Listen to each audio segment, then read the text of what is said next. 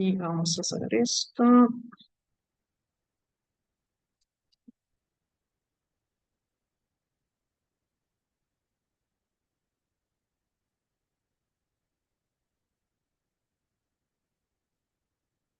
Bueno, entonces retomamos donde quedamos la clase pasada.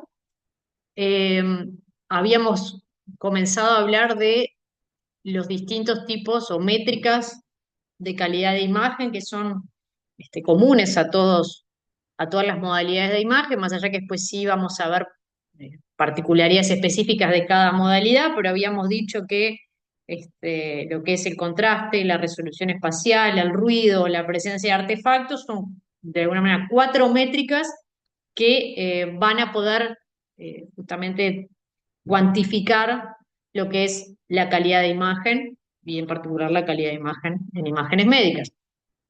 Y habíamos visto como ejemplos de juguete, digamos, habían a partir de imágenes que fueron modificadas eh, para hacer visual justamente la definición o poder mostrarles a qué nos referíamos con cada una de las métricas en particular. Y ahora, bueno, vamos a entrar un poquitito más en detalle a ver cada una de ellas. Y para eso, bueno, vamos a empezar a hablar de lo que es el contraste, que esencialmente el contraste es como la capacidad de distinguir el target que estamos queriendo buscar, que en el caso de imágenes médicas diagnósticas es, bueno, la patología que va a ayudar al médico a poder hacer el diagnóstico, sobre o distinguirlo de lo que sería el fondo. Y cuando hablamos, por ejemplo, de imágenes de tipo tonos de gris, o sea, en una escala de grises, como es lo usual en, por ejemplo, tomografía computada o en radiología, fluoroscopía o mamografía, incluso ultrasonido, o resonancia. La idea es, bueno, la capacidad de distinguir distintos tonos de grises y buscar lo que sería un target, o sea, el objeto de interés, digamos, en relación al fondo. Y acá en esta imagen de juguete de vuelta, donde claramente el target se identifica muy bien del fondo, porque uno es blanco y el otro es negro, quizás cuando nos encontramos frente a una imagen médica, no es tan sencillo poder distinguir justamente ese target en relación al fondo. Si lo queremos cuantificar, ¿se acuerdan que la clase pasada habíamos hablado que en realidad esta imagen o cualquier imagen médica está constituida por una matriz de datos que va a tener una cierta cantidad de filas, una cierta cantidad de columnas y cada uno de los píxeles de esas filas y columnas tenían una profundidad de bit? O sea, cada píxel va a tener asignado una cierta cantidad de tonos de grises posibles para representar. Eh, y bueno, si nosotros tomamos, por ejemplo, dentro del target, lo que sería una región de interés, como si yo me tomara, por ejemplo, un pequeño cuadradito dentro del target y tengo varios píxeles encerrados en esa región de interés y tomo el valor medio de todos esos tonos de gris, que en este caso justo van a coincidir porque en esta imagen de juguete son todos blancos y tendrían asignado el mismo valor, pero podría ocurrir, como vamos a ver más adelante, que eso no siempre es así. Entonces, el contraste lo podemos determinar como el valor medio en una región de interés dentro del target menos el valor medio de una región de interés respecto o colocada en lo que sería el background, o sea, en el fondo, sobre el valor medio de la región de interés en el fondo. ¿Está bien? Esa es la manera de poder determinar el contraste. Y en general, bueno, dependiendo de la modalidad, la región de interés suele ser pequeñita. Por ejemplo, en radiología se suelen tomar regiones de interés que sean de 4 milímetros por 4 milímetros, por ejemplo, y en general a una misma altura, o sea, en una misma línea, eh, bueno, que no coincida con la dirección del efecto talón, que también lo vamos a ver más adelante. Pero bueno, en definitiva, la idea es poder determinar un valor medio de los píxeles en el target, un valor medio de píxeles en el fondo, hacer esa resta y normalizar al valor medio del fondo. Y acá les muestro ejemplos también de juguete, todos ellos, de cómo se va perdiendo. la capacidad de contraste, o sea, cómo se va perdiendo la capacidad de distinguir el target en relación al fondo dependiendo justamente de los tonos de gris. O sea, acá tengo la escala donde tengo el target bien diferenciado del fondo porque es blanco en un fondo negro. Como que ahí no hay duda. Pero en la medida de que el blanco ya deja de ser blanco y el negro deja de ser negro, ¿por qué? Porque va a depender del tipo de interacción del agente físico que estemos usando con el tejido que vamos a estar queriendo obtener una imagen, quizás el target ya ahora en la escala de grises no se puede representar como un blanco, sino que va a representarse como un gris más claro, y el fondo ya no va a ser en oposición un negro, sino que va a ser un gris oscuro.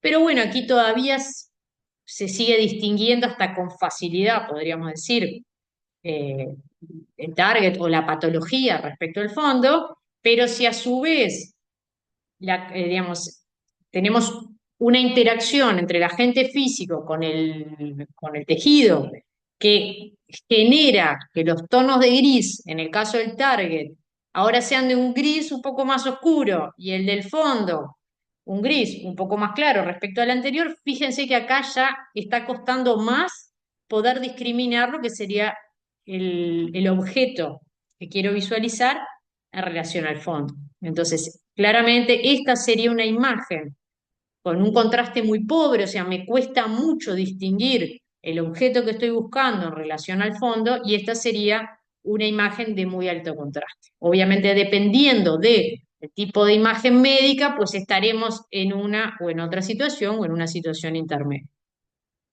Entonces, la manera digamos, en el mundo real de generar contraste, bueno, va a depender de varios aspectos que tienen que ver con, por ejemplo, la densidad del tejido. O sea, no es lo mismo cómo se ven los huesos en una imagen de rayos X, que son objetos que tienen una densidad mucho más alta que lo que puede ser, por ejemplo, parénquima pulmonar o lo que puede ser el tejido blando a nivel del abdomen, o lo que puede ser el tejido fibroglandular en la mama. Entonces, la densidad del tejido, sin duda, me va a determinar la capacidad de contraste o de diferenciar la patología respecto al fondo. Por otro lado, el número atómico. O sea, no todos los materiales, evidentemente, tienen el mismo número atómico y entonces, dependiendo de si estoy hablando de interacción de rayos X con los materiales, bueno, materiales que tengan un número atómico mucho más grande, pues se van a diferenciar mejor de materiales que tengan un número atómico muy parecido al tejido del fondo. Lo mismo con el espesor, dos materiales de distinto espesor, a pesar de ser de la misma densidad y a pesar de tener el mismo número atómico, pues solamente por una diferencia de espesor también podría llegar a distinguirlos en una imagen. Esto ya vale exclusivamente para imágenes por resonancia magnética, que lo vamos a ver más adelante, pero tiene que ver justamente con los tiempos de relajación de los espines en relación al medio circundante. No se preocupen que lo vemos después. Y ya específico de medicina nuclear también, el contraste, esperen que ya alguien está, dice Marco quiere hacer una consulta. Ustedes hablen, párenme cuando lo necesiten. No, no, mi consulta es cuando mencionaba lo de número atómico y espesor, siempre referido a lo que sería el tejido biológico, digamos, ¿no? Sí, por No. ahora no estoy metiendo a los detectores, por ahora solo estoy Ahí va. evaluando el objeto en su, digamos, el objeto del target que es de tejido biológico en relación a el fondo que también es tejido biológico.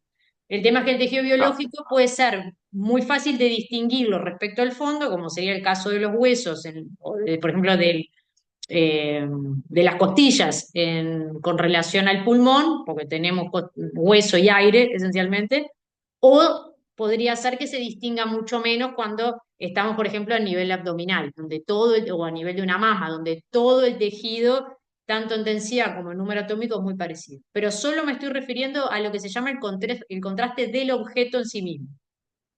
Bien. Y lo otro, lo que le decía, que es válido para lo que son imágenes de medicina nuclear, es, bueno, la diferencia en la captación de radiofármacos. ¿Se acuerdan cuando hablábamos de medicina nuclear? Yo dije, bueno, le inyecto al paciente, por ejemplo, un fármaco que puede ser un antibiótico, que tiene un elemento radioactivo, que puede ser tecnecio. Si hay una infección, pues mayor cantidad de radiofármaco se va a captar en la zona de la infección en relación al fondo. Si no hay infección, pues el fármaco se va a biodistribuir casi que uniformemente en todo el cuerpo y no voy a poder ver un contraste vinculado justamente a la patología. ¿Por qué? Porque se biodistribuyó en forma uniforme. Y bueno, esto es esencialmente la manera de representar lo que recién decían palabras, el contraste del objeto. O sea, el objeto puede ser de un material con un determinado coeficiente de atenuación lineal. Para los que no tuvieron cursos de radiaciones, les comento, el coeficiente de atenuación lineal es un valor que para los fotones esencialmente lo que representa es la probabilidad por unidad de longitud de que un fotón interaccione por alguno de los cuatro efectos que pueden sufrir, llámese eh, efecto fotoeléctrico, o sea, absorción del fotón con la consecuente emisión de un electrón; efecto Compton, o sea, el fotón se dispersa creando un electrón y generando un fotón dispersado; la creación de pares, que ocurre a partir de que el fotón tenga al menos la energía umbral que coincide con dos veces la masa del electrón, y entonces allí el fotón desaparece y se crean un par electrón-positrón, y en general lo vemos indirectamente porque el positrón recorre muy pocas distancias, cortas distancias en el mundo material, y enseguida se aniquila emitiendo dos fotones. Y las reacciones fotonucleares, que ya ocurren a más de 8 MeV de energía de fotones, en donde se puede producir un cambio a nivel nuclear. Entonces, en principio, un material que tenga a lo largo de toda su extensión el mismo coeficiente de atenuación, pero tengo una zona, por ejemplo, donde tengo un espesor mayor que en el resto del material. Por ejemplo, acá les muestro una zona espesor X y acá tendríamos una zona espesor X más Z. Bueno, si yo sobre este medio hago incidir una cierta cantidad N0 de fotones, 1000, 10.000, 100.000, no sé, evidentemente, debido a que tengo un espesor diferente de material en una zona que de otra, más allá de que sea el mismo material en toda su extensión, la cantidad de fotones que van a atravesar esta zona y esta otra van a ser diferentes. Entonces voy a tener en principio un contraste diferente porque tengo un espesor diferente. Y eso tiene que ver con que los fotones dentro de la materia se atenúan a través de una relación exponencial, que esa relación exponencial depende del coeficiente de atenuación lineal y del espesor real de material que hay que atravesar. En este otro caso les pongo un ejemplo donde esencialmente el material tiene un mismo espesor a lo largo de toda su extensión, pero está constituido por dos materiales de coeficientes de atenuación lineal que son diferentes. O sea, estos materiales, frente a la interacción de los fotones, tienen una probabilidad de interacción por unidad de longitud que es distinto en el material 1 en relación al material 2. De vuelta, si sobre ambas secciones del material, o sea, esto puede ser hueso y, como le decía, el aire del pulmón. Si yo sobre esta región hago incidir N0 cantidad de fotones en cada zona del material, de vuelta, como la probabilidad de interacción de esos fotones es distinta en una zona con respecto a la otra, pues hay un contraste natural del objeto que me va a generar, cuando obtengo una imagen de tonos de gris, también un contraste. Y aquí lo que les muestro, eh, esta gráfica, digamos, está muy buena porque representa justamente esto que yo les estaba hablando, el coeficiente de atenuación lineal en función de la energía que tiene el fotón, fíjense que está en escala logarítmica, y el número atómico del material con el cual estoy evaluando la probabilidad de interacción. Y entonces, en general, la zona de baja energía predomina particularmente lo que es el efecto fotoeléctrico. Aquí está la curva donde la probabilidad de interacción por efecto fotoeléctrico y por efecto Compton coinciden para las distintas energías y para los distintos números atómicos del material. Luego ingresamos a la zona de energías intermedias, donde quien predomina es justamente el efecto Compton.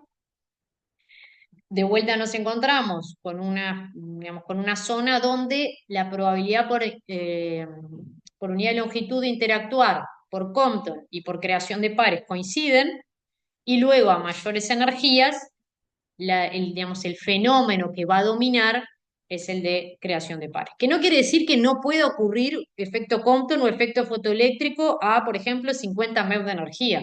Lo que quiere decir es que lo más probable que va a ocurrir es una producción de pares. Los otros canales también están abiertos, pero justamente es un tema de probabilidad. Y fíjense que digamos, este canal se abre recién a partir de 1,022 metros. En realidad habría que seguir un poquito para arriba para poder ver eso. Una consulta. Y bueno, La última, mencionaste tres fenómenos de interacción con la materia, pero el último no me quedó claro. En el realidad de, dijiste cuatro. sí, el otro no está acá. En general, el de reacciones fotonucleares se abre recién en el canal de a partir de 8 a 10 MeV aproximadamente. No está puesto en esta gráfica, pero es un fenómeno en el cual lo que se produce es el fotón es absorbido y se genera un cambio a nivel nuclear. O sea, se produce un cambio nuclear. Se puede ser porque el fotón impacta, por ejemplo, en un neutrón y se emite un neutrón y entonces el elemento ya te cambia a otro isótopo. Eso serían las reacciones fotonucleares que no están presentadas en este gráfico. De todas maneras, nosotros siempre vamos a estar trabajando en este rango. ¿Por qué? Porque nosotros, quiero decir, cuando hablamos de imágenes médicas, porque en esta zona, y ya te doy la palabra, Marco, en esta zona, si se acuerdan de la clase pasada, yo les había mostrado unas imágenes donde teníamos radiología convencional y mamografía en el orden de más o menos 20 kiloelectronvolt a 140 kiloelectronvolt, eh, que sería, por ejemplo, una placa de tórax. Eso estaríamos hasta por aquí. Cuando hablamos de SPEC, lo más común es usar tecnesio 99 metastable. 140 kiloelectronvolt de energía tienen esos fotones. Seguimos por acá. Y cuando nos vamos a PET, estamos en 511 kiloelectronvolt o 0,5 MeV. Estamos por acá. Después ya no se están utilizando otros rangos de energías. Estos rangos de energía ya serían de importancia si nos vamos a tratamientos de radioterapia, por ejemplo, donde ya sí se usan 6 MeV, 10 MeV, 18 MeV, 20 MeV, etc. Marco, decime. Sí, no, también un poco en función a la pregunta que hacía Nelson, ¿no? Acá estamos hablando siempre de radiación ionizante, ¿no? Porque uno podría pensar, por ejemplo, la radiación de Rayleigh, por ejemplo, como una radiación o interacción de la radiación con la materia, pero que no produce ionización. O sea, exacto. Digo, En ese sentido, digamos, Raleigh es como es un scatter casi sin scatter. Es como un choque láser. bueno, una Exacto. cosa, Está- claro, Acá lo que no estamos entraría pensando dentro de este gráfico. no está entrando, en realidad sería como la colita que no está puesta acá porque sería muy bajas energías en realidad Raleigh. Entonces Claro, no claro, tiene como mayor importancia en ese sentido porque no contribuye casi que nada, es como si el fotón siguiera derecho, no hace nada. Pero sí, sin perfecto. duda sería como la colita de esta curva. ¿Sigo? Bien, recién veíamos entonces lo que es el contraste del objeto, o sea, los objetos naturalmente tienen entonces un contraste que depende de su constitución. El tema es que después, ahora sí tenemos en consideración que la radiación, después de que interactuó con el tejido, hizo su trabajo, digamos, ahora va a atravesar al material, o bueno, si esto lo estoy haciendo exclusivamente para eh, aquellos agentes que logran atravesar, que no sería el caso de ultrasonido, que lo que vemos son reflexiones.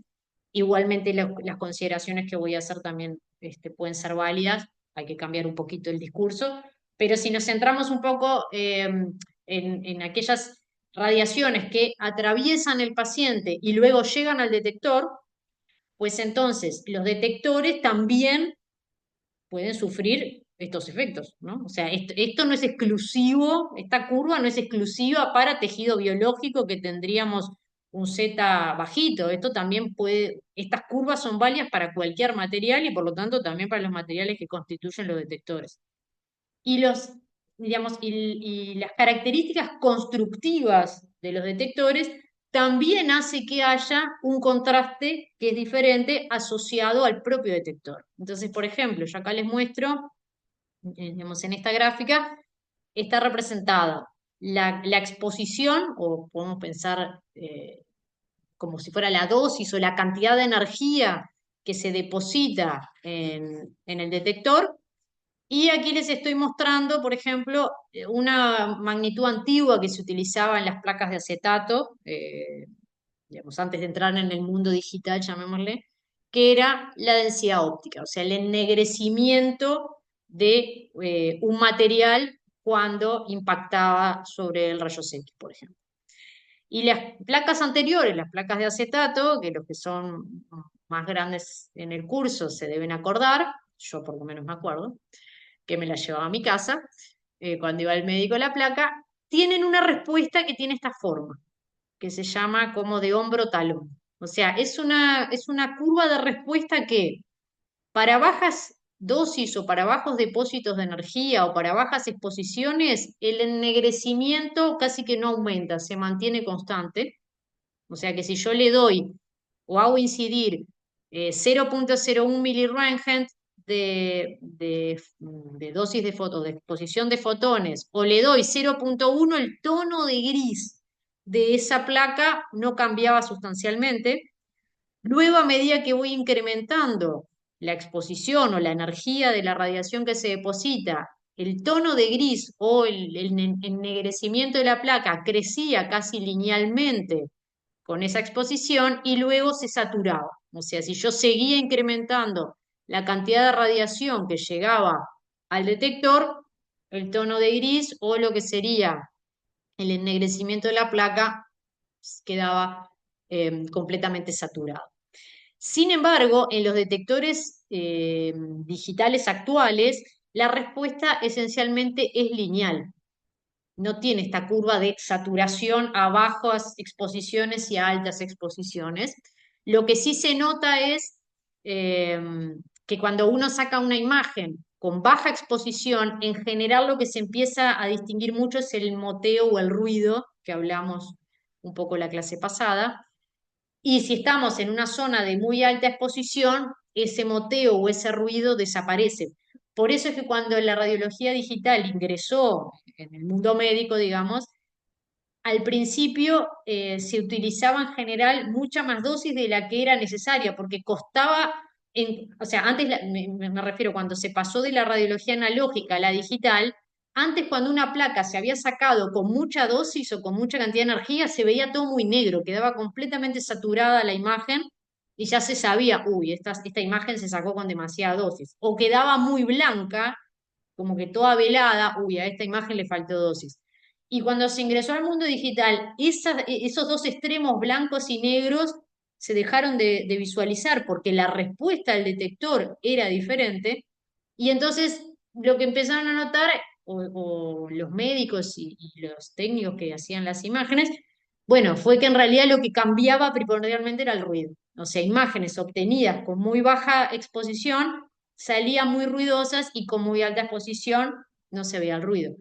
Pero como además, creo que viene ahora en las siguientes diapositivas, aquí entra en juego también todo el tema de como el Photoshop que le hacemos a la imagen, que eso es parte de lo que trajo la era digital, eh, hasta imágenes con una cierta cantidad de ruido, podemos filtrarlas y generar imágenes o de alguna manera tratar de disminuir artificialmente ese ruido que se produjo por la falta de fotones. Igualmente va a suceder que si hay demasiado ruido, la imagen vamos a tener que volverla a sacar. Bien. Bueno, esto es un poco de lo mismo. Acá les muestro de vuelta para una de las curvas hombro-talón digamos, de la radiología convencional antes de llegar a la radiología digital. y bueno, justamente esta curvita, así es como se llamaban antes, screen film, esto tiene que ver con que el acetato, que era el que se ennegrecía, se ponía como adentro de un sándwich que tenía dos materiales que emitían luz visible cuando impactan rayos X con ellos. Y en realidad el acetato era mucho más sensible a la luz visible que los rayos X, por eso se usaban esas pantallas intensificadoras, para poder usar menos cantidad de radiación y que la placa se pudiera obtener con fotones visibles. Y era muy importante que cuando uno compraba una marca de placa, llámese Kodak, por ejemplo, la pantalla que tenía que usar tenía que ser la adecuada para la sensibilidad de esa película Kodak, porque si la película Kodak, por decir algo, era sensible a los tonos de color azul y la pantalla, cuando llegaban los rayos X, iluminaba en color verde, o sea, se producían fotones lumínicos verdes, no había un buen macheo y evidentemente la placa no salía bien. Sin embargo, si elegíamos una pantalla, por ejemplo, también Kodak, que emita en tonos azules, pues la combinación película-pantalla era la más adecuada. Hoy en día de eso ya no nos tenemos que preocupar. Y bueno, esto es lo que les mencionaba recientemente, o sea, con la radiología analógica era muy fácil distinguir cuando alguien le erró a la adquisición de la imagen, o sea, una imagen con muy bajo contraste, o sea, cuando se sacó con una exposición muy bajita, solía verse así, como toda velada. Y cuando se sobrepasaba la exposición de la placa, se veía como demasiado ennegrecida. Y cuando le dábamos la cantidad de exposición útil, que vendría a ser esta región de exposición, pues la imagen tenía un contraste adecuado.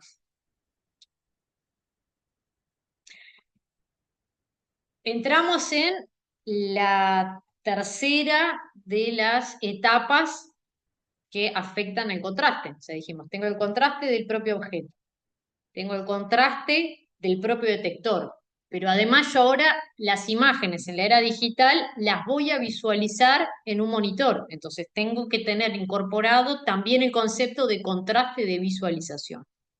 Entonces, lo primero que les voy a comentar es que los monitores donde se ven las imágenes médicas, por más que parecen monitores comunes, no son monitores comunes, son monitores que reciben el nombre de monitor de grado médico, porque tienen ciertas particularidades eh, en el sentido de que están pensados para optimizar la calidad de la imagen que tiene justamente una finalidad médica. En relación a cómo están constituidos, en eso sí son bastante parecidos, podríamos decir, la producción del monitor. Todos son, bueno, hoy en día ya los monitores de tubo de rayos catódicos obviamente están completamente en desuso, hoy casi que todos son monitores planos.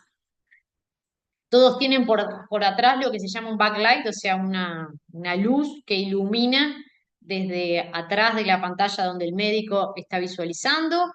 Por delante hay filtros de polarización, también hay electrodos, hay una malla de electrodos.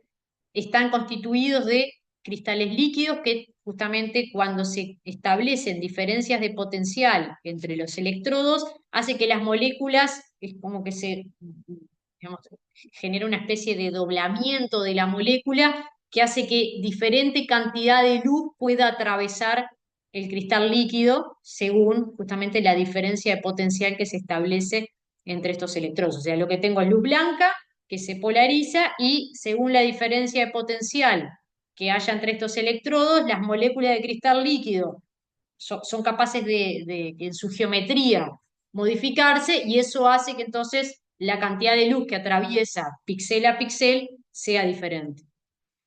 Esto en realidad, salvo en aquellas modalidades de imagen que usen tonos de color, como pueden ser, ¿se acuerdan que habíamos hablado del PET, que muchas veces se ve en tonos rojo-amarillo, o sea, que hay colores en la imagen? En lo que es, por ejemplo, tomografía, radiología, no habría un filtro vinculado al color, sino que las imágenes son solo en tonos de gris. Y bueno, después tenemos de vuelta un filtro de polarización y el propio material que cubre a la pantalla. Y después lo otro que tenemos que tener en cuenta es que quien va a estar interpretando la imagen, quizás hoy en día también puede haber un paso intermedio que es la inteligencia artificial visualizando imágenes médicas, pero por ahora, y seguramente por mucho tiempo, todavía vamos a leer imágenes, o las imágenes van a ser leídas por médicos radiólogos. Otro aspecto que hay que tener en cuenta es el contraste de visualización del propio ojo humano.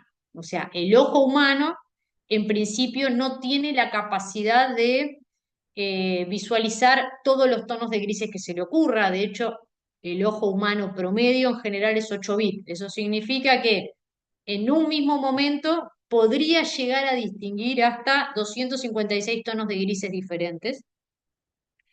Y por otro lado, el ojo humano no es lineal, o sea, incrementos iguales de tonos de gris no los percibe de igual manera, y eso depende mucho de las condiciones de iluminación cuando se va a evaluar una imagen médica.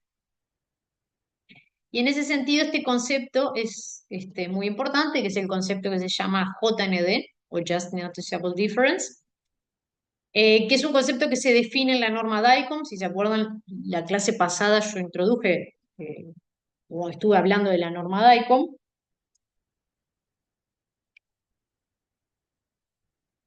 y la idea que hay por detrás del JND es, bueno, si yo estoy en una condición de iluminación determinada, ¿cuánto se debe incrementar el tono de gris o la iluminación para que yo distinga, ok, acá hay un tono de gris diferente? Y entonces pongo el siguiente ejemplo. Acá tengo una grilla donde todo está en un tono de gris, digamos, más hacia los tonos oscuros, y aquí tengo una grilla también, o sea, una especie de patrón sinusoidal, pero donde toda la imagen en promedio tiene un tono de gris más elevado. Esta, por ejemplo, tiene en promedio una luminancia de una candela por metro cuadrado, mientras que esta otra tiene una luminancia en el entorno de 500 candelas por metro cuadrado. Entonces, para yo poder distinguir que hay un tono de gris diferente cuando en promedio el tono de gris es de una candela por metro cuadrado, si yo incremento este paso chiquitito de luminancia, mi ojo ya interpreta, ya ve que hay dos tonos de grises diferentes. Sin embargo, si yo estoy viendo una imagen que en promedio es mucho más clara, o sea, tiene una luminosidad, una luminiscencia más hacia los blancos, fíjense que yo necesito incrementar 3,3 candelas por 3 metros cuadrados para que mi ojo se dé cuenta, opa, acá cambió el tono de gris, acá hay un gris diferente. Es como el concepto de decir la luz blanca encandila. O sea, a los ojos le cuesta más distinguir dos tonos si está visualizando imágenes claras que si está visualizando imágenes oscuras. Y por eso es tan importante el concepto de, y es una de las pruebas de control de calidad que se hace en imagenología, que es la iluminación ambiental. O sea, en general, tal vez ustedes no vieron, porque no tuvieron la oportunidad de ir a un hospital y ver dónde se hacen, donde los médicos realizan el diagnóstico, pero en general llega el paciente, le hacen, por ejemplo, hablando de radiología convencional, llega el paciente, le hacen una placa. eh, Primero vamos a suponer que el licenciado en imagenología hace lo que llama una digitalización, o sea, primeramente hay un tipo de chasis que es, llamémosle, digitalizable, y el técnico, perdón, el licenciado toma la imagen, la ve en un monitor de computadora, que no necesariamente es un monitor de grado médico, y él es el primero que le hace el Photoshop a la imagen. O sea, la primera persona que modifica la imagen antes que el médico radiólogo la vea es el licenciado en imagenología que tomó la imagen. Y luego esa imagen pasa al PACS, que hablamos la clase pasada, y el médico radiólogo en una sala especialmente acondicionada con un nivel de iluminación relativamente bajo, o sea, ahora como estoy yo, no sé si todos distinguen, pero estoy con una luz de tubo luz blanca. Bueno, obviamente las salas de iluminación, las salas de diagnóstico donde están los médicos radiólogos evaluando imágenes no están así, o sea, tampoco están oscuras, están como una especie de penumbra. Están en una zona de iluminación baja para que el ojo no se encandile y se puedan distinguir mejor los tonos de grises. A su vez es importante también que los monitores, la película que recubre el monitor, no sea muy reflectiva, porque si no, cualquier luz ambiente que hay refleja en el monitor, me viene a mi ojo y también me encandila. Entonces, una de las cosas que se miden es la iluminación ambiente, que en el caso de las salas de diagnóstico está dentro de un determinado rango para considerarse aceptable. Otra cosa que no es menor, más allá que no tiene que ver justo con el contraste de visualización, pero que sí es importante a la hora de hacer un diagnóstico, es la sala no solo tiene que estar con una iluminación adecuada, sino que tiene que ser tranquila y el médico tiene que estar en una posición cómoda y a una determinada distancia visualizando las imágenes, sobre todo porque realmente es muy demandante la tarea que tienen que hacer. De hecho, hace un tiempo me mostraron un trabajo de investigación que se había hecho, que habían puesto a médicos radiólogos entrenados y aprendices, llamémosle, o en formación, y ponían en uno de en un monitor de grado médico, en un bordecito, un sensor que pudiera medir el movimiento de la pupila cuando el médico radiólogo hacía el diagnóstico. Y entonces a los aprendices se veía que la pupila viajaba, o sea, le ponían la imagen médica, la pupila viajaba por todos lados, casi que randómicamente, hasta que lograban encontrar la patología donde estaba y cuando hacían el mismo experimento con los médicos radiólogos entrenados, era como que la pupila iba derecho al, o sea, tenían clarísimo, según el tipo de patología que se está buscando, a dónde tenían que ir a mirar. Y el tiempo de respuesta y lo que les demoraba hacer un diagnóstico a uno y a otro, ahora no me acuerdo exactamente el valor numérico, pero era completamente diferente. O sea, el médico entrenado va derecho a buscar lo que tiene que buscar, está entrenado para eso. Pero bueno, es una situación muy demandante, es cansadora porque estar todo el día medio oscuras tampoco, digamos, anímicamente hablando, termina siendo cansador. Por eso también se les dice, bueno, cada tanto tienen que dejar el puesto de trabajo, van a ir en su poco, distiéndanse, después vuelvan y tienen que estar cómodos, pues si están todo el día con la cabeza o en una posición inadecuada, a la larga, capaz que cuando empiezan el día se lo aguantan, pero cuando son las 5 de la tarde ya están fundidos y eso sin duda va en detrimento de lo que es un buen diagnóstico. ¿Está bien? Pero bueno, en todo caso, lo que es importante es justamente que el ojo humano no tiene una respuesta lineal frente a la visualización de tonos de gris. Yo ahí tengo una consulta más de índole general. Sí, Viste que tú mencionabas eso del trabajo de los radiólogos, ¿no? Yo tengo ujú, entendido que en la carrera ellos se pasan, creo que es el último año ahí, mirando radiografías. sí. El caso del físico médico, pensando en esa especialidad, digamos algo así, no necesariamente apunta a eso, ¿no?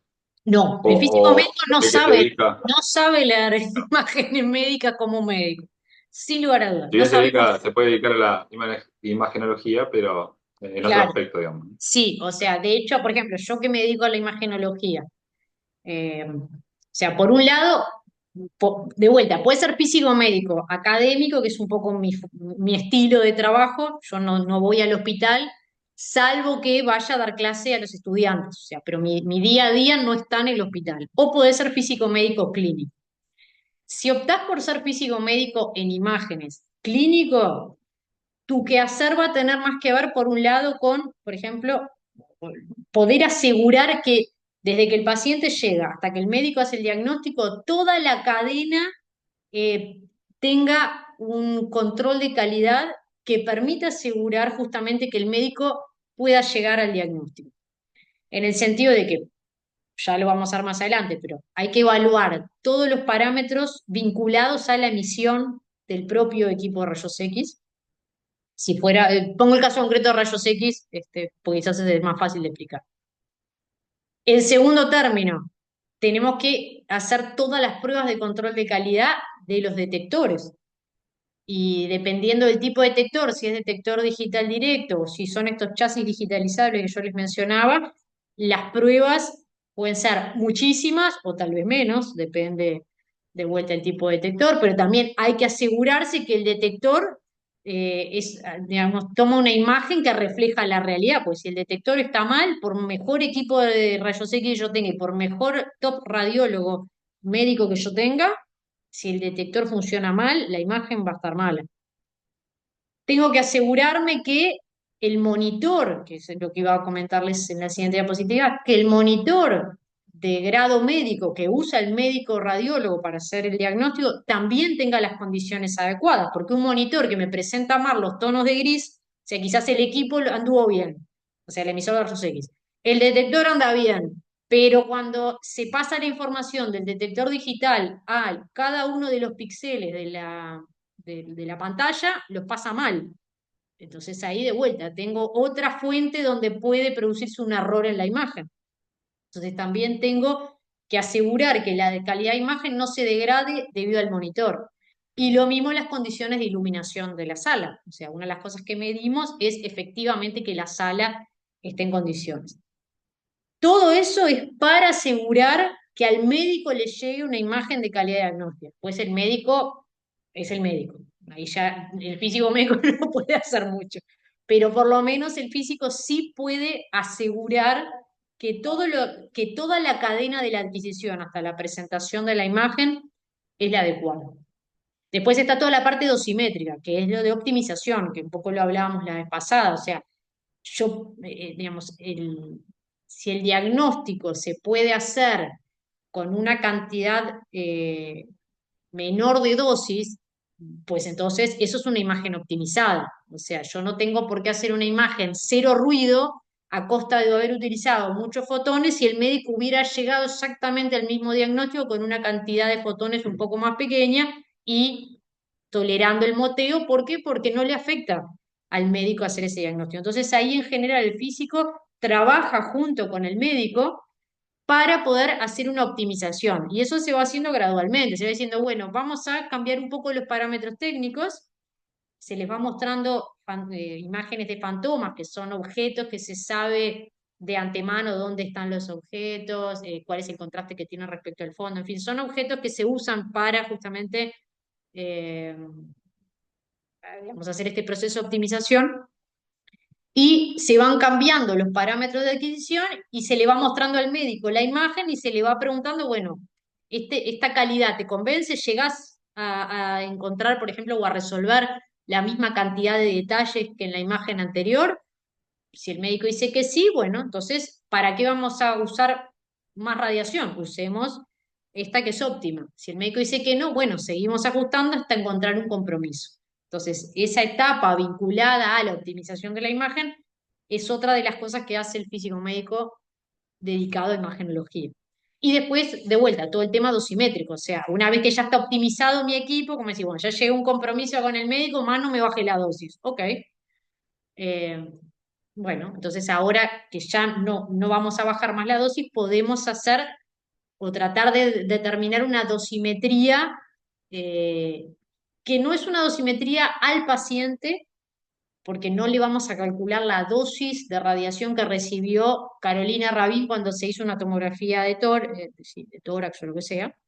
Eh, en ese sentido no es paciente específico, pero sí se pueden manejar o medir ciertas magnitudes dosimétricas vinculadas a un tipo de estudio en particular y podríamos decir a un paciente promedio en particular. Y eso sirve mucho para como llevar un registro dosimétrico y saber si, por decir algo, hay un técnico perdón, un licenciado que en general, todos los tórax se hacen con ciertos niveles de referencia de dosis y el licenciado ve que viene de tarde, siempre veo que los niveles de dosis me dan el triple. Bueno, ahí hay algo para trabajar a nivel de servicio para que esencialmente todos puedan trabajar de una manera, llamémosle, estandarizada.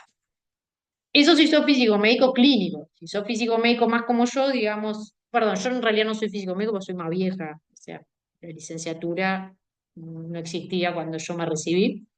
Pero si sos físico y te dedicaste al área de la física médica en imagenología, en general más bien nos dedicamos a lo que tiene que ver la investigación.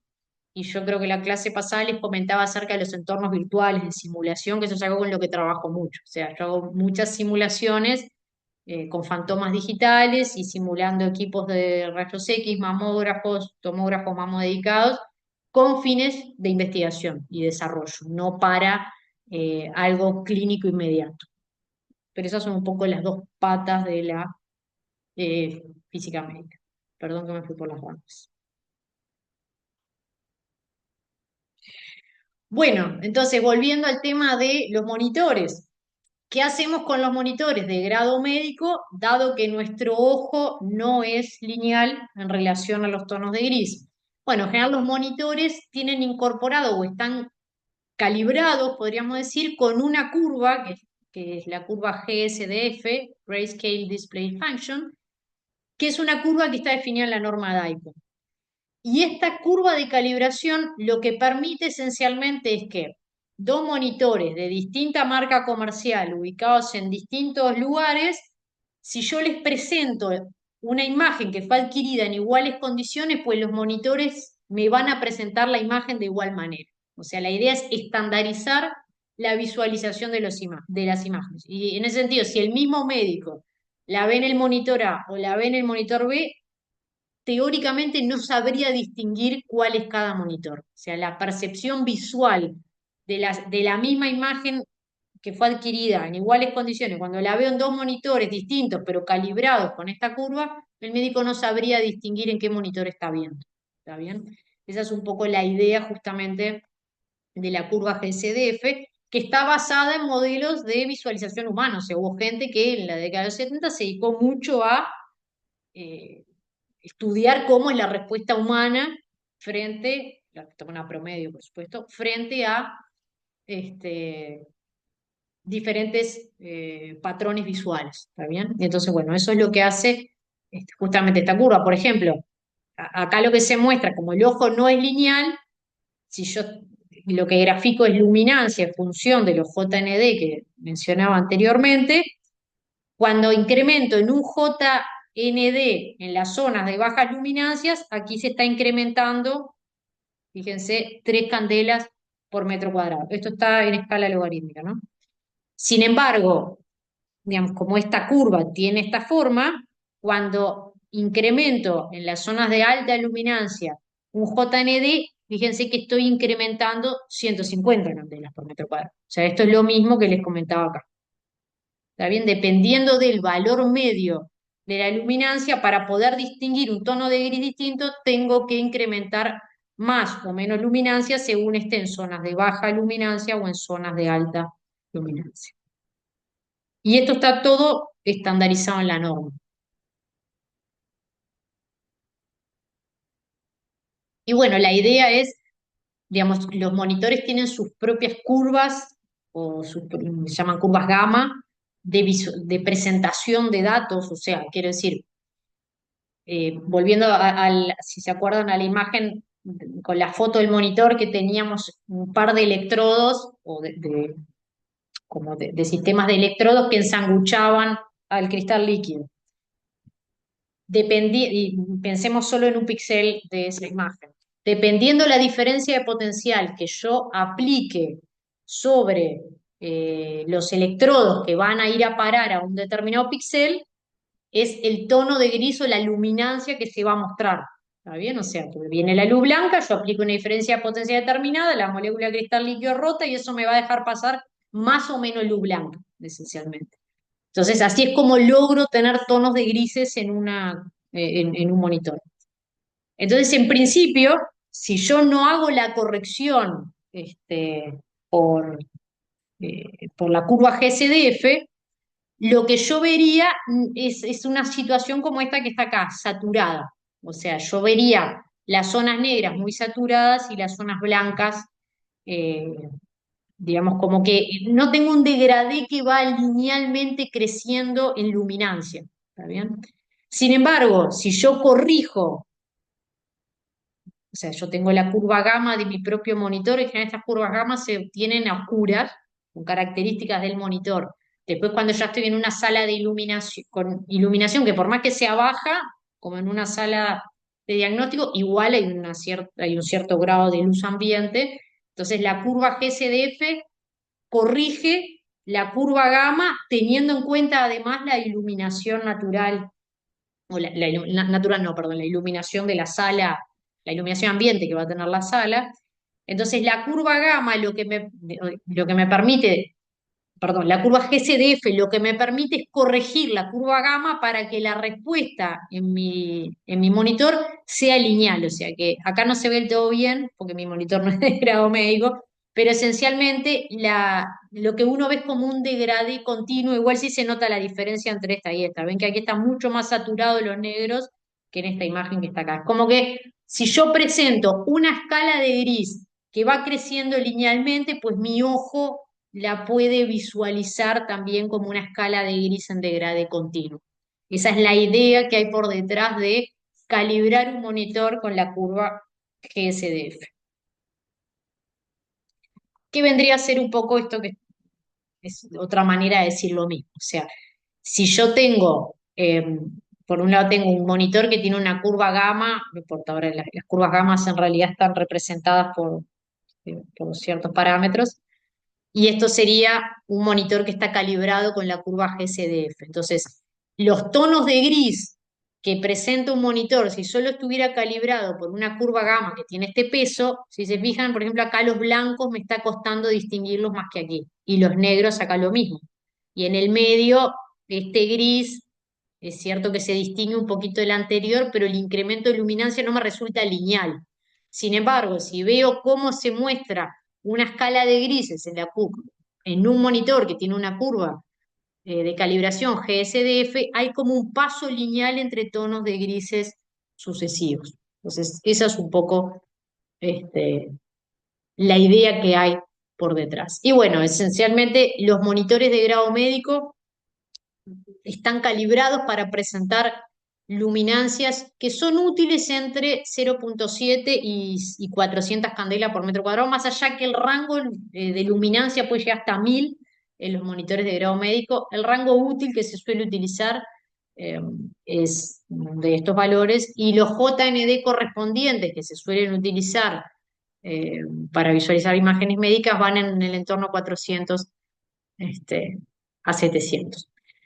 Y lo que es importante es que en general, eh, un poco de vuelta, la idea para que justamente la curva sea lineal, fíjense, esto es la representación de una recta, esencialmente, y estos valores P, que se llaman P-valores o P-values, son los valores de píxel que están almacenados en la imagen. O sea, yo tengo la imagen, que es una matriz de datos, cada píxel tiene un valor determinado, o sea, dijimos, tiene una profundidad de bit, no sé, 256, y justo supongan que un píxel, el valor digital que guardó es el 87.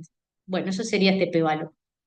Y ese p-valor, digamos, por la curva GSDF, me va a permitir, este J máximo 700, este J mínimo es 40, el P máximo es la cantidad de tonos de grises o la profundidad de bits que tiene mi píxel. O sea, esto lo que me permite es, dado un valor de la matriz de datos que se obtuvo con la imagen digital, cuál sería el JND correspondiente, dado que mi curva de calibración es la GSDF, que es una curva de presentación de datos en forma lineal, teniendo en cuenta la respuesta del ojo, y esos valores de JND, que son los que después se interpretan como Digital Driving Levels, son los valores que va a tomar el monitor para aplicar las diferencias de potencial entre los electrodos y transformarlos en un tono de gris. O sea, todo este proceso es lo que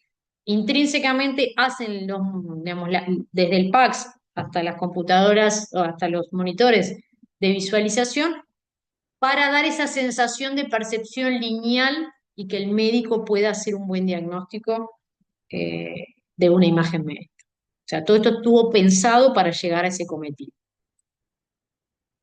Bueno, esto es un poco más de lo mismo.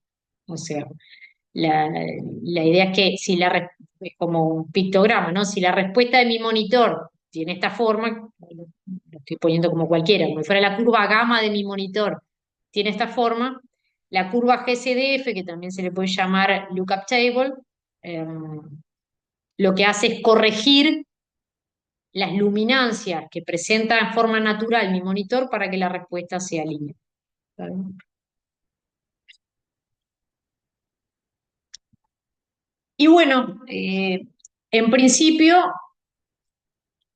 de alguna manera, cuando uno selecciona un monitor o cuando se va a comprar un monitor de grado médico, hay ciertas condiciones que hay que tener en cuenta que hacen que un monitor de grado médico sea mejor que otro, más allá que todos estén calibrados con la curva GCDF. Eh, y esto es un pictograma, pero quizás yo por lo menos lo encontré alguna vez y me pareció interesante o lindo sencillo de explicar. Y es, supongamos que queremos representar un cuadro, ¿no? Yo ahora estoy viendo por la ventana de mi oficina y me pongo a pintar lo que estoy tratando de ver o lo que veo con mis ojos. La realidad va a ser mucho mejor representada en ese cuadro si yo dispongo de una paleta de colores, por ejemplo, de 1024 colores para generar 1024 tonos diferentes, que si dispongo de una paleta de 256 colores para generar 1000 colores. O sea, si yo voy a pintar mi cuadro y quiero usar 1024 colores para usarlos, y eso sería representar una imagen con 10 bits, no me da lo mismo si para mezclar todos los colores y producir esos 1024 que yo quiero, parto de una paleta de 256 o de una paleta de 1024. Es como cuando éramos chicos, si me compro la caja de colores Carandal de 6 o de 24. Voy a representar mejor la realidad en principio si tengo más colores a disposición para poder hacer las mezclas y obtener nuevos colores. Lo que sí es cierto es que llega un momento que presentar muchos más colores que 1024 ya pierde sentido, por eso que hablamos de que el ojo no puede ver demasiados tonos de gris a la misma vez. El ojo dijimos que puede ver más o menos 256 tonos de gris a la vez. El tema es que si yo la imagen la guardo solamente con 256 tonos de gris, quedo limitada, y eso lo vamos a ver en la transparencia, creo que sigue. Pero si yo me guardo la imagen y la quiero visualizar con incluso 1024 colores a la misma vez, mi ojo no va a poder resolver todo eso, no tiene esa capacidad. Entonces, en principio, uy, pensé que venía después, se ve que viene más adelante, la mejor combinación que hay para cuando se va a comprar un monitor de grado médico es comprarse un monitor que se llama 10x10 o Input-Output 1010. ¿Está bien? O sea, es que el monitor permita mostrar 1024 tonos de gris diferentes y que esos 1024 tonos de gris diferentes se hayan hecho a partir de una paleta de grises de 1024.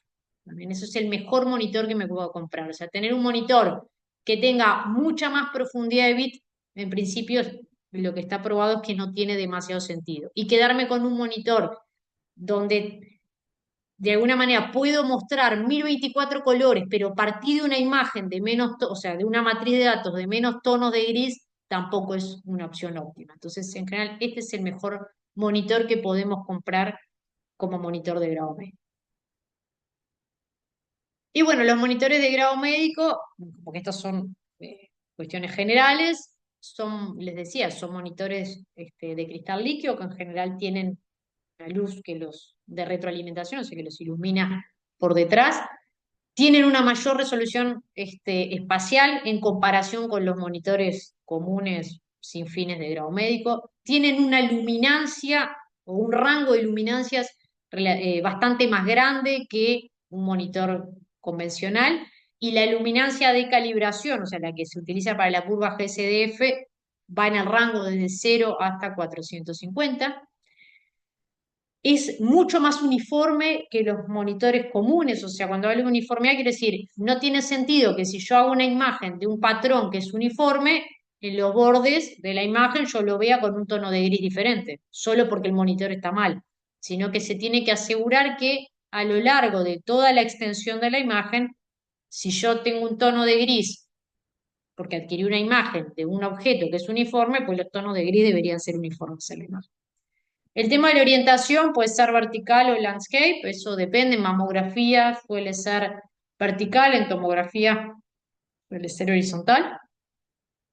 El tamaño de la diagonal eh, en general está estandarizado a menos de 21 pulgadas. Tiene que tener una cantidad de píxeles muertos, o sea, píxeles que no anden, tiene que estar limitado el número de esos píxeles, o sea, yo no puedo perder información pues se me queman los píxeles del monitor. Si tengo más de cierta cantidad de píxeles muertos, tengo que llamar y que me cambien el monitor o que me lo arreglen. Y en general necesita verificar en forma periódica la curva GSDF, ¿bien? Porque se puede descalibrar. Bueno, y esto un poco más de lo mismo, simplemente que algunos monitores por el tipo de modalidad, suelen presentar los datos en tonos de gris, blanco y negro, y hay otros, por el tipo de modalidad, suelen utilizar color para presentar las imágenes. Bueno, lo que hablábamos, algunos naturalmente tienden a usarse en orientación horizontal, hay otros que naturalmente son verticales y algunos pueden variar. A nivel de resolución, fíjense, por ejemplo, ultrasonido, resonancia, tomografía, en cuanto a resolución espacial, podríamos decir que son los que tienen menos resolución espacial, igual son muchos píxeles, ¿no? Fíjense, por ejemplo, acá tenemos 1200 por 1012 por 1000, pero si ya nos vamos a mamografía, tenemos 5 megapíxeles, o sea, y eso tiene su sentido porque mamografía es una imagen o un tipo de imagen que necesita de una muy alta resolución espacial porque estoy buscando cosas muy, muy, muy chiquititas como las microcalcificaciones. Entonces, bueno, en principio, el tipo de modalidad de imagen que voy a utilizar o que voy a hacer implica un tipo de monitor específico. No me puedo comprar cualquier monitor para ver. O sea, no me sirve que, justo en fluoroscopía me sobra un monitor, dale, pasalo para el sector de mamografía. No, no sirve. Y en general en algunas prácticas es usual tener dos monitores a la vez. Por ejemplo, en mamo es usual tener dos monitores para ver mama derecha y mama izquierda a la vez, porque los médicos, entre una de las cosas que buscan, es la simetría entre las dos mamas. Entonces, es bueno ver las dos mamas, eh, digamos, a izquierda y a derecha. Y bueno, para controlar la calidad de las imágenes o para poder, mejor dicho, para controlar los monitores de grado médico, una de las cosas que se suele hacer es presentar en el monitor este tipo de patrones, que les pido disculpas, acá se ve horrible porque no está pensado para mi monitor, por eso se ve todo así como feo los bordes y borrosos. Si lo viéramos en un monitor de grado médico se vería mejor, o si hiciéramos un zoom se vería mejor. Pero bueno, la idea que hay por detrás de estos patrones de imágenes que fueron construidos en forma digital específicamente para controlar los monitores es que tiene, digamos, algunos insertos, podríamos decir, que tienen su porqué. Acá, por ejemplo, hay 18 tonos de grises diferentes que van en degradé, o sea, van incrementándose linealmente, y la idea es que yo con un medidor de luminancia que se coloca directamente sobre el monitor, puedo ir midiendo la luminancia que provocan cada uno de estos cuadraditos de tono de gris distinto y verificar, graficando, que efectivamente mi monitor cumple con tener una curva GSDF de calibración. Si no la tuviera, hay que recalibrar el monitor. No sé si aquí se llega a ver, pero aquí hay un tono de gris que es un poquito más claro que el fondo y aquí hay un tono de gris que es un poquito más oscuro que este fondo. De vuelta, se vería mejor en un monitor de grado médico, pero en principio esos parches de dos colores deberían visualizarse sin inconvenientes si mi monitor está bien calibrado. Acá no se nota, pero dice la palabra quality control, acá también y aquí también, y la idea es que si yo el día uno que me compro el monitor logro ver sin problema la palabra quality completa y control, yo qué sé, hasta la letra O, bueno, no puede ser que empiece a transcurrir el tiempo y cada vez veo menos letras, porque no tiene sentido que mi monitor, o sea, sí puede pasar, pero entonces significa o que hay que recalibrar el monitor o que finalmente la luz de backlight que está por detrás ya está vieja y no tiene la misma intensidad y entonces hay que cambiar el monitor, en fin, yo no puedo perder calidad de imagen porque el tiempo viene pasando. Si eso sucede, pues voy a tener que hacer un cambio de monitor. Y aquí habrían como patrones de líneas, que no se ve nada, de vuelta, porque mi monitor no está pensado para eso, pero en principio se deberían resolver también todos los patrones de líneas, que acá adentro también está el mismo tipo de patrones. O sea, son pruebas visuales de rápida, por lo menos de rápida adquisición, salvo lo de medir las luminancias de estos cuadraditos, que me permiten decir, ok, mi monitor está en buenas condiciones o algo pasó. Y eso sería algo que deberían hacer todos los días los médicos radiólogos. Llegan a trabajar y antes de mirar imágenes médicas deberían proyectar este patrón y hacer una visualización rápida y darse cuenta de si hay algo que no está funcionando bien. Pues si algo no funciona bien, llamar al físico médico a ver qué es lo que está pasando y a ver si el físico lo puede resolver o hay que llamar al service. Y de hecho, en la gente que, en los servicios que hay radiología que se digitaliza en forma indirecta, vamos a hablar de eso más adelante, también los monitores de digitalización deberían tener la posibilidad de proyectar todos los días estos patrones, de manera de que el licenciado que va a tomar las imágenes, que es el primero que hace el Photoshop, digamos, sepa que está en condiciones de poder visualizar adecuadamente las imágenes. Si no, evidentemente, se va a perder calidad de imagen y eso no tiene razón de ser. Y bueno, para eso hay protocolos específicos.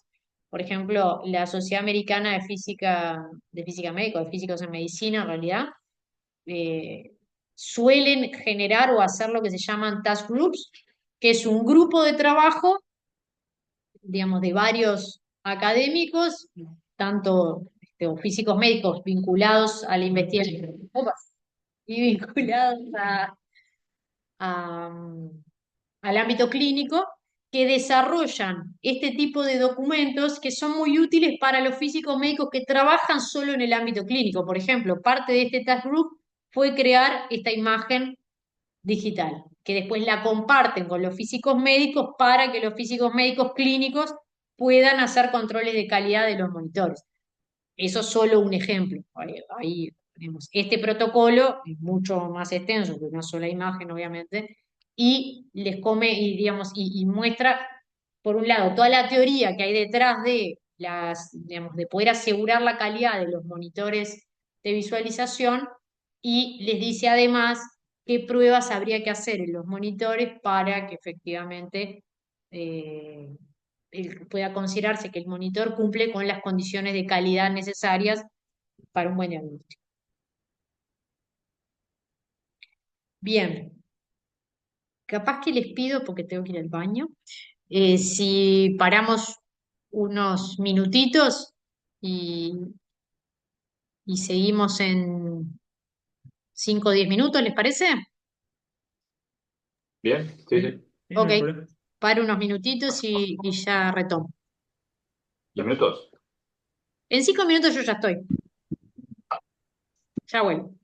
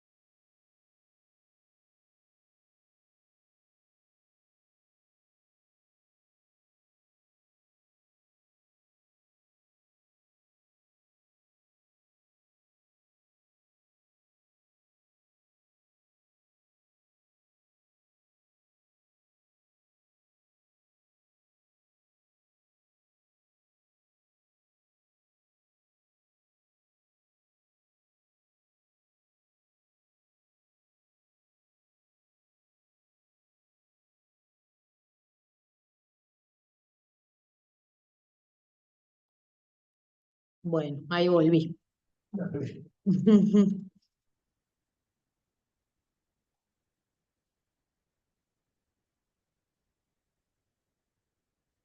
Supongo que estamos todos.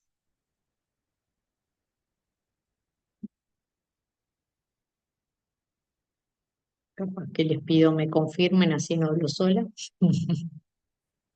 Sí, Sí, sí, por acá estamos acá. estamos. Como no veo las caritas porque achiqué todos los controles. Ok.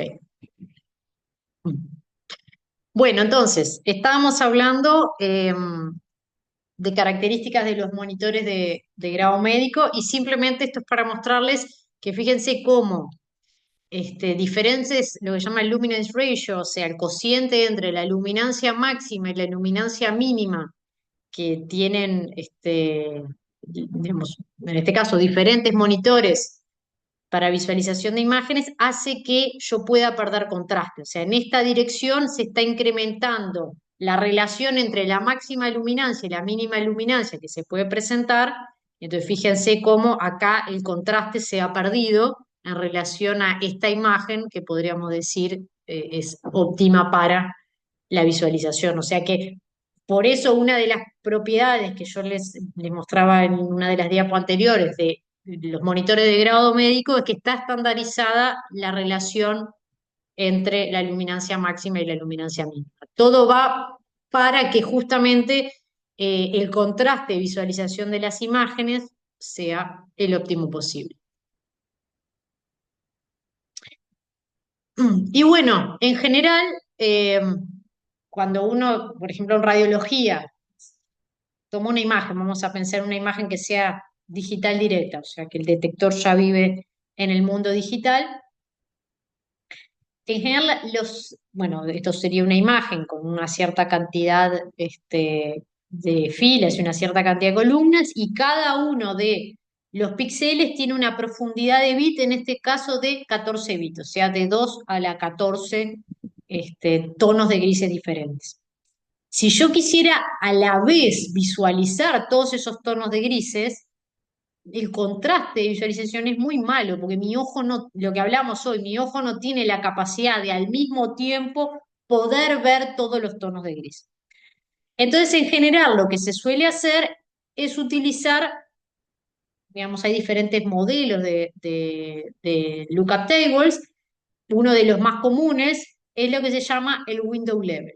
O sea, es decir, bueno, yo tengo, o mi imagen tiene 16.384 tonos de grises diferentes.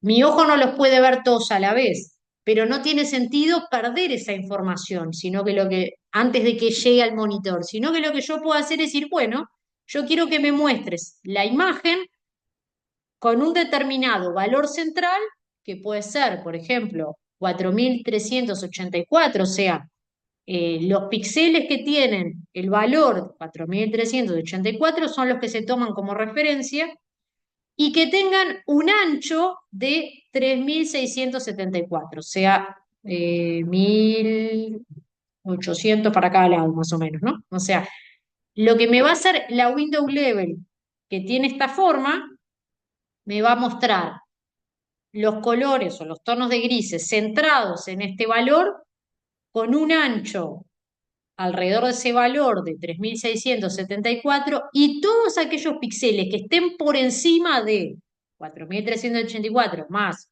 la mitad de este número, o sea, 1.800 y pico, los va a saturar, los va a poner todos con el mismo valor máximo. Y todos los valores de píxel que estén digamos, por debajo de 4.384 menos la mitad de este número, me los va a saturar al color negro. Y yo eso lo puedo ir moviendo, yo lo puedo correr, porque en vez de centrarlo en 4.384 lo puedo querer centrar en, no sé, 9.255 lo que fuera. Y puedo ir cambiando el ancho, o sea, puedo cambiar la pendiente de esta curva y puedo cambiar dónde centro esta curva. Entonces, dependiendo de dónde la centre y de qué pendiente yo le ponga, la saturación hacia los blancos y hacia los negros va a poder ser diferente.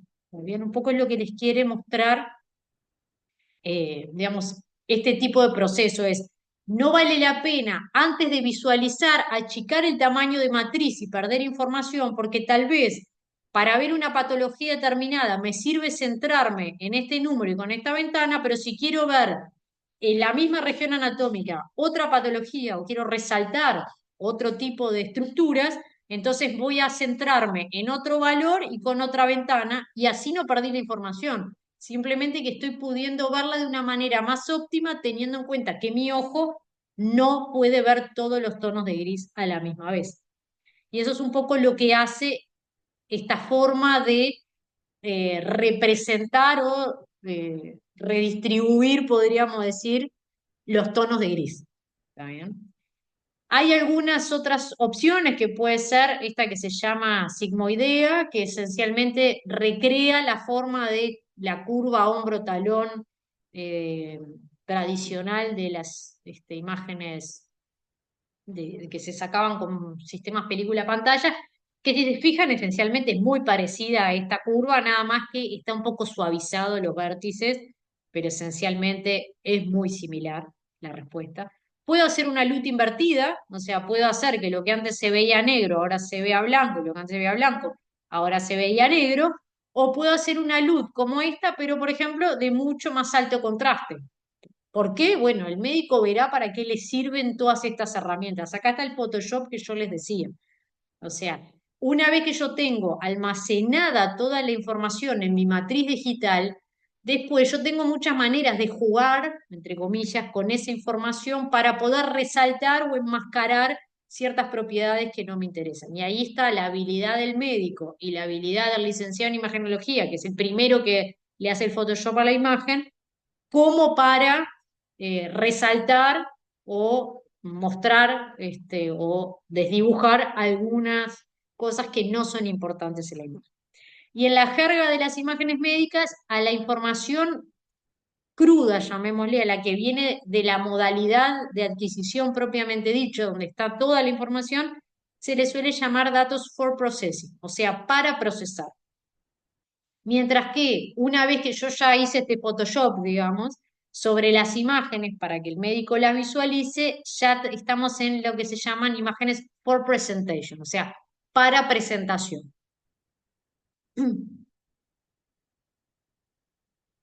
Y bueno, algo que es importantísimo y que de hecho digamos, todos los sistemas digitales de imagen utilizan cuando van o previo a hacer algún tratamiento sobre la imagen es el concepto del histograma. O sea, yo tengo, perdón,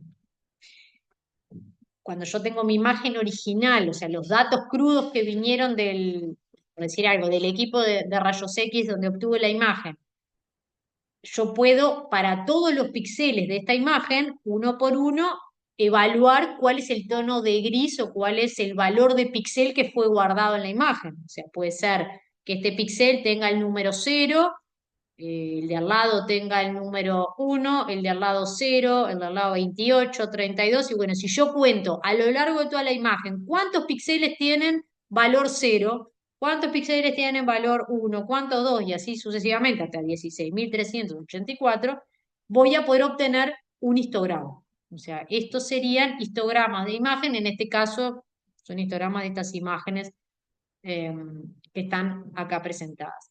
Que como ven, un histograma, o mejor dicho, una imagen que tiende a ser oscura, casi todos los píxeles de la imagen están como centrados en los valores más bajos de toda la escala.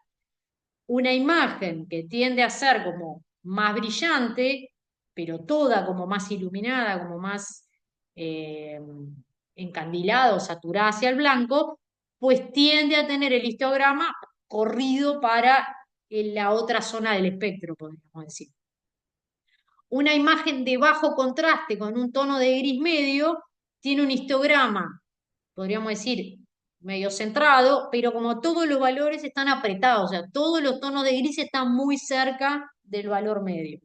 Y una imagen que tenga un alto contraste, fíjense que el histograma está como desparramado a lo largo de todos los tonos de gris. ¿Está bien?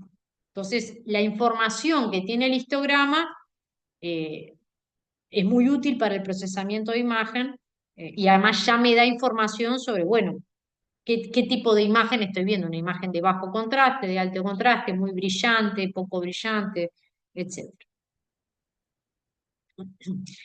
Y hay diferentes tipos de tratamiento que se pueden hacer a las imágenes. Uno de ellos es lo que se llama, yo algo hablé la clase pasada, yo puedo tratar imágenes en el dominio de la frecuencia o en el dominio del espacio. Y en general este tipo de procesamiento se llama punto a punto, es en el dominio del espacio, no es en el dominio de la frecuencia. Y hay un tipo de procesamiento que se llama ecualización del histograma, que esencialmente es como agarrar estos tonos de gris y estirarlos para que se parezca a este tipo de histograma. O sea, es un procesamiento que yo le puedo hacer a los datos para ecualizar, para estirar el histograma. Y por eso, si se fijan, estas imágenes son las mismas que estas, y después de que les hago la ecualización, o sea, como que agarré el histograma y lo separé y lo estiré de alguna manera, así que todas me quedan similares a esta última de alto contraste. Entonces, eso es una ecualización, digamos, punto a punto. A cada píxel le asigno un nuevo valor de píxel en base a esta función, que lo que me hizo fue, si vuelvo a calcular el histograma de la imagen resultante, me queda un histograma parecido a este que está acá. Y eso lo llama ecualizar el histograma. Puedo hacer otro tipo de filtrados o de intervención sobre las imágenes. Por ejemplo, acá está una imagen de Einstein y lo que puedo hacer es un filtrado que se llama filtro pasalto, nombre que se usa mucho en la jerga de las imágenes, que si se fijan, el filtro pasalto lo que me hace es una imagen donde lo que visualizo con mayor detalle son los bordes, donde hay transición entre dos tonos de grises bien diferentes. O sea, acá paso del negro al blanco, por eso los bordes de la imagen se ven muy bien, en los ojos se ve muy bien, en los pelitos, donde hay una transición, se ve muy bien. Sin embargo, en toda esta zona, que es toda oscura, pero igual, del mismo color, aquí casi que no se notan, digamos, no hay ningún contraste. Lo mismo en la piel, en la zona de piel, que es toda muy parecida, pues no noto demasiada diferencia. Entonces, las operaciones de, digamos, en este caso de filtros pasa alto, se llaman así porque si yo las trabajo en el dominio de la frecuencia, lo que estaría es un poco lo mismo que ocurre en procesamiento de señales de audio. Lo que estoy dejando son pasar las altas frecuencias y por eso cuando paso a alta frecuencia solo veo las zonas donde hay grandes diferencias de tonos de gris o donde hay bordes entre dos zonas bien diferenciadas. Y este tipo de imagen o este tipo de filtro se usa para lo que se dice realzar bordes. O sea, son imágenes mejoradas para distinguir muy bien los bordes o la transición entre dos medios. Mientras que otro tipo de filtrado que yo puedo hacer, como que en oposición al anterior, es el filtro pasa abajo. O sea, es, bueno, acá está la imagen de Marilyn Monroe, yo puedo tener un nuevo tipo de imagen donde lo que se ve es como blurreado o difuminado. O sea, en el dominio de la frecuencia, que ya lo vamos a trabajar más adelante, lo que implica es dejar pasar las bajas frecuencias de la imagen y filtrar las altas frecuencias. En general, las altas frecuencias en las imágenes están asociadas a los detalles, por eso cuando veo una imagen con un filtro pasa alto, lo que veo es el detalle, las interfaces, mientras que en una imagen que le pasa un filtro pasa bajo, lo que yo estoy viendo es como zonas sin grandes cambios, y por eso la imagen se ve como toda blurreada. Por supuesto, dependiendo de lo que llama el kernel de el filtrado, la imagen me podrá quedar mucho más difuminada o mucho menos difuminada. Pero en definitiva, todo lo que comparten las imágenes que sufrieron un filtrado pasa abajo es que se ven como borroneadas. Eso es lo que suele suceder. Y bueno, esto es lo que recién les hablaba de los kernel. Déjenme ver si, esperen que en realidad lo tengo. Lo del kernel, me gustaría mostrárselos. Ay, no puedo. Bueno, después compartir y después comparto vuelta. les quiero mostrar eh, cómo se ve el kernel animado. Ujú.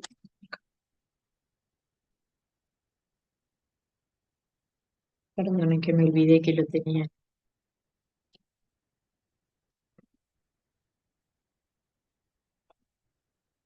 No, capaz que ya sigo en cámara.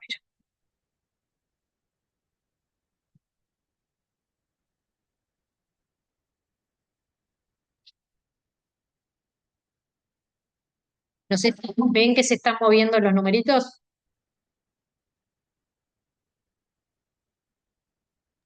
No, yo no veo. No, ¿No? está trancado, se ve la pantalla.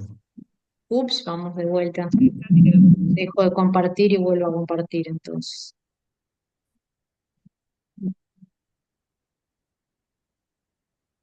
¿Ahí?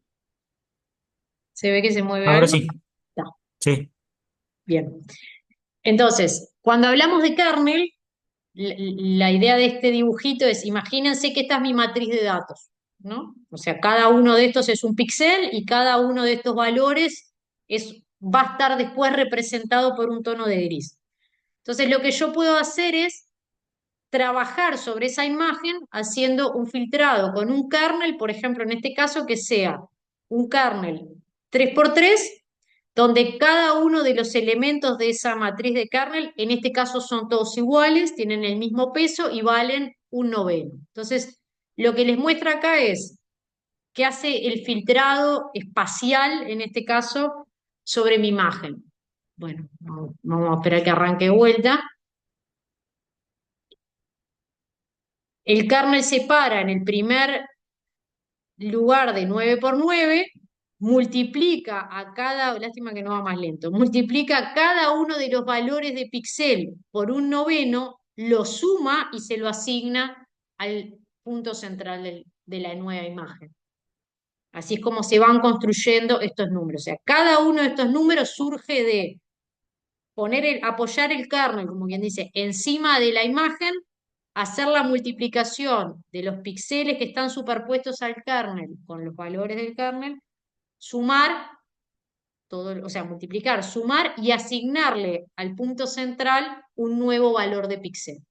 Después me corro uno, vuelvo a repetir lo mismo, me corro un lugar, vuelvo a repetir lo mismo, y así voy barriendo toda la imagen píxel por píxel. Y eso es lo que me genera una nueva imagen. Acá el único detalle que tengo es que si lo hago así como está en este dibujito que está hecho de juguete, los bordes de la imagen quedan como indefinidos. Entonces a veces lo que se hace es, o se llena de ceros el borde de la imagen, pero eso me genera artefactos, o si no, simplemente antes de poner el kernel a la imagen original se copian digamos, una fila más igual al borde. O sea, acá habría 120, 190, 140, 150, 200, 227, 56, 18, 87, y así todo alrededor, para que cuando pase el kernel por encima no me queden estos problemas de borde. Pero en definitiva, eso lo que hace es suavizarme. Fíjense que acá tengo valores que es 21, 38 y después de que le pasé el kernel pasa 98, 98, 93. O sea, cada vez se diferencian menos los tonos de gris o los valores de píxel en la imagen original y en la imagen después de que le hice un filtro de suavizado. Entonces, en general, los filtros de suavizado hacen este tipo de cosas. O sea, generan nuevos valores de píxel que se parecen mucho más a los vecinos que en la imagen original. Ay, me fui para el otro lado. Y entonces, bueno, hay diferentes tipos de kernel que se pueden usar. Este sería un kernel promedio, donde a todos los valores de píxel se le dio un peso igual a 1, y eso me va a acrecentar los valores de píxel. Si uso el de la imagen, es como esencialmente lo mismo, pero acá está dividido por un noveno para que, o sea, es como si hubiera un 1 y después divido entre 9 para no incrementar todos los valores de píxel, nada más.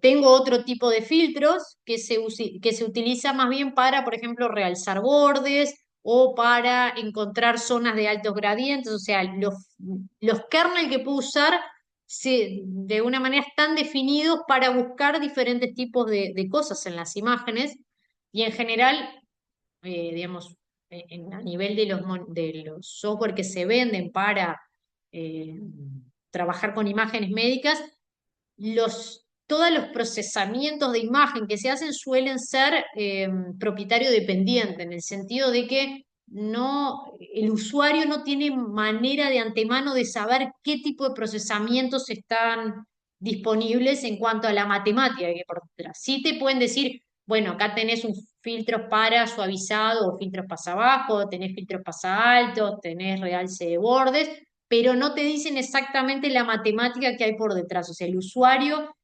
está como un poco restringido, medio caja negra, en cuanto a lo que hacen matemáticamente en detalle lo que serían los distintos software de procesamiento de imagen. Pero entonces, bueno, acá les muestro un ejemplo. Esto sería una imagen, como los datos originales de la imagen.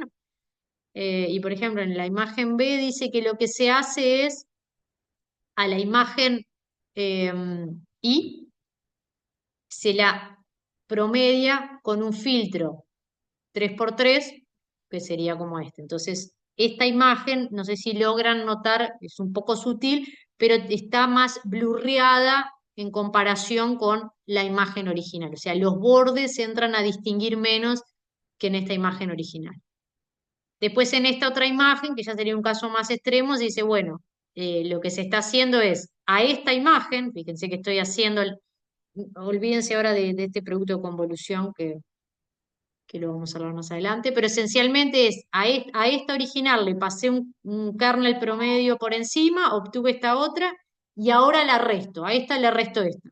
Entonces lo que voy a ver es esta otra imagen, y la última, eh, lo que está haciendo es de alguna manera utilizar, bueno, acá no nos está mostrando exactamente cómo es el filtro específico que se está usando, pero a esta primera imagen a la cual le pasó un filtro y llegó a esta, la restó y llegó a esta, le va a hacer un nuevo procesamiento para obtener esta tercera imagen, que si se fijan los tonos de gris claramente acá son como mucho más grises que acá. O sea, estos grises son más oscuros que estos blancos de los huesos. ¿Por qué es mejor esta imagen que esta otra? Bueno, habrá que ver en el caso del médico qué interpreta que hay más información si vemos la imagen así que si la vemos así. De vuelta, eso, en ese sentido, el médico radiólogo es el que está mucho más entrenado, porque si yo veo estas dos imágenes así a simple vista, parece difícil encontrar eh, digamos, qué es lo que realmente me hace, desde el punto de vista diagnóstico, preferir esta imagen a esta otra, salvo porque acá se ven mejor los bordecitos en la falange, por ejemplo, pero bueno, el médico sabrá mejor interpretar que esta imagen desde un punto de vista diagnóstico es mejor que esta otra, pero lo que les quiero mostrar, esto es como una especie de el Photoshop de las imágenes médicas. Y bueno, acá es un poco esencialmente lo mismo, ¿no? O sea, después, si quieren, lean un poco más en detalle qué es lo que se va haciendo a partir de la imagen original y cómo se van construyendo los distintos pares de imágenes, en este caso, eh, de vuelta, para realzar algo que desde el punto de vista diagnóstico es más útil. Por ejemplo, solo por decir, acá se ve mejor estos huesos que acá. Bueno, eso se logra después de haber hecho una sucesión de pasos de filtrado sobre las imágenes. Y bueno, de vuelta, recapitulando un poquitito, en general todos los software siempre comienzan el procesado levantando el histograma. Acá, por ejemplo, estamos haciendo una imagen de rodilla donde una cosa que es muy importante para los software es la colimación, porque lo primero que hacen los software es, bueno, cuentan, o sea, hacen un histograma, cuentan cuántos tonos de grises hay, o sea, cuentan todos los píxeles y los ordenan en función de los tonos de gris. Y lo primero que se ve, bueno, estos negros, muy negros, son los que vinieron a parar a esta zona del histograma. Los blancos o los más claritos son esta zona. Después, bueno, los grises intermedios y los grises un poco más oscuros estarían en esta región. Y en general, lo primero que hacen, por ejemplo, es recortar el histograma. O sea, hay una parte, gracias a que están estos bordes, que los software buscan donde hay como una zona de gran gradiente de tonos de grises para sacarse del medio la información que no es útil, porque en realidad acá lo que se hizo fue tomar una imagen de rodilla donde se cerraron colimadores para no irradiar toda esta zona en forma innecesaria, y eso automáticamente lo buscan los software para sacarse del medio esta zona. O sea, lo que va a hacer el software es, estos píxeles los va, entre comillas, a matar porque saben que no tienen información útil. O sea, el software logra discriminar que esta región es una zona donde no llegaron los rayos X porque se colimó. Entonces lo saca del medio y va a trabajar solamente, bueno, también va a distinguir que esto es una zona que está fuera del tejido útil porque tiene un tono de gris muy distinto respecto a estos tonos vinculados a la región C y a la región B, y va a trabajar con los tonos de píxel cuando haga las modificaciones principalmente en esta región, que es la zona útil de los tonos de gris. Entonces, siempre los software arrancan con una imagen cruda, que es la que viene propiamente de la modalidad de imagen, o sea, es la que viene del detector que sacó la imagen y puede tener 14, 16 bits, levanta el histograma y después de eso es que se empiezan a realizar los procesamientos de las señales. Y para otra cosa que sirve mucho los histogramas, en general, el licenciado en imagenología, digamos, cuando va a tomar una imagen, por decir algo, va a tomar una rodilla. Cuando van a procesar en la consola de adquisición, o sea, el licenciado, el que toma la imagen, va a procesar en consola esa imagen, en general, para cada región anatómica, podríamos decir que hay una especie de configuración de software diferente. Si va a usar rodilla, hay una opción del software que dice extremidades. Y si va a hacer cráneo, pues va a haber una opción del software que dice cráneo. Y si hace abdomen, pues va a haber una opción que es abdomen. Cada una de esas opciones, en general, lo que tiene es toda una artillería de filtros y procesamiento de señales que están ya pensadas para realzar cosas en las extremidades que no sirven para ver una imagen abdominal. O sea, si el licenciado en imagenología se equivoca y dice, ah, saqué la imagen de una rodilla y la revelo apretando en el software abdomen, la imagen que le va a quedar no va a ser buena porque los algoritmos de procesamiento que se usan para abdomen no son los mismos que se usan para extremidades. Entonces, eso es lo primero que tienen que tener cuidado los licenciados que toman las imágenes, porque un mal procesamiento, una mala selección de parámetros de procesamiento pueden arruinar una imagen e implica que se tenga que obtener de vuelta. Lo otro es que digamos, que el software al levantar el histograma, en general lo que hace, toma la mediana del histograma, o sea, hace la cuenta, después de que saca las zonas que ya sabe que son zonas no expuestas, por ejemplo, puede que mata los píxeles, tonos de gris vinculados a la zona donde no fue irradiada, toma la mediana del histograma y esa mediana, en general, cada fabricante la lleva asociada a un valor de la cantidad de exposición que llegó al detector. Y entonces, en muchos de los sistemas digitales de imagen, cuando la imagen se presenta en pantalla, se muestra un parámetro que está vinculado a la mediana del histograma que les representa cuánta exposición recibió el detector. Y eso les permite a los licenciados saber si, por ejemplo, tomaron una imagen con parámetros técnicos que no son adecuados. ¿Por qué? Porque todas las imágenes de rodilla o de extremidades, en general, el fabricante te dice que tiene que tener una mediana que está en el entorno del valor, no sé, 2500. Entonces, si uno tomó la imagen con parámetros de adquisición equivocados, cuando el histograma sea adquirido, no va a estar centrado en 2500, va a estar centrado en 1600. Entonces, eso ya le va a dar una pauta a la persona que tomó la imagen de que cuando la adquirió le roba los parámetros técnicos porque el valor que reporta el software, en principio, no es el esperado para el histograma asociado a el tipo de región anatómica que se está queriendo tomar la imagen. Entonces también es muy útil para eso la opción de levantar el histograma. Y acá les muestro, por ejemplo, una imagen como más en detalle o sea, vendría a ser, si quisiéramos acercarnos, o sea, hacemos un zoom acá cerca de la rótula, esto sería una imagen que no tiene ningún tipo de filtro para realce de borde, y esto sería una imagen que le aplicaron este tipo de filtro.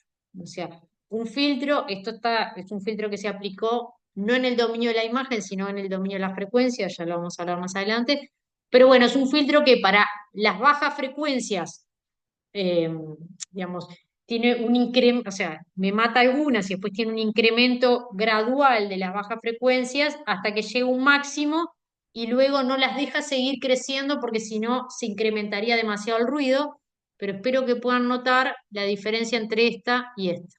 No sé si notan cómo se define mucho mejor el borde de una imagen con respecto a la otra. Esta se ve como más, así como blurreada que esta imagen que está por acá. Esto es otro ejemplo de imagen que les muestro. Esto sería un tórax. De vuelta, esto sería donde todos los tonos de gris están guardados. O sea, todavía no se procesó, está para procesar. Se generó una máscara invertida, o sea, se tomó esta imagen, se le hizo un filtro pasa abajo, grotesco, llamémosle, porque fíjense que se pierden todos los detalles, y se invirtió. Lo que antes era negro, ahora es blanco y viceversa. Eso se logra con este tipo de filtros en particular. Y luego lo que se está haciendo es, cuando se va a presentar la imagen, a la imagen cruda, o sea, a esta, se la pesó, o sea, se multiplicaron a todos los píxeles por un determinado valor y se le sumó una imagen pesada, o sea, multiplicando a esta nueva imagen por otro valor. Y así es como se obtiene, perdón, o sea, a esta se le resta esta, que es esta cantidad que está acá, se la pesa por un factor y se le suma a una imagen pesada de la original.